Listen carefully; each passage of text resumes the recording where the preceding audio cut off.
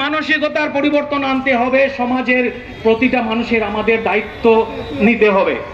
তাই বন্ধুগণ, আজকে যে সেটা শুধু বরাকবেলি ওয়েলফেয়ার অ্যাসোসিয়েশনের না, এটা সমস্ত সমাজের।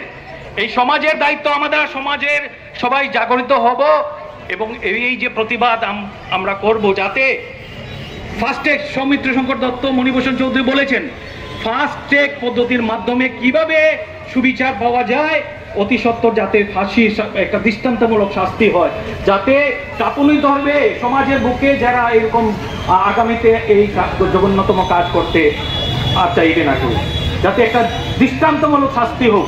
এছাড়া সৌমিত্রও বলেছে, মণিও বলেছে, এবং আমরা বাংলাদেশে যেভাবে আমাদের বাংলাদেশে হিন্দুদের উপর অত্যাচার চলছে, আমরা কোনো অবস্থাতেই এই সাংস্কৃতিক মত বিনিময় কিংবা অনুষ্ঠান করা কোনো অবস্থাতেই উচিত নয়।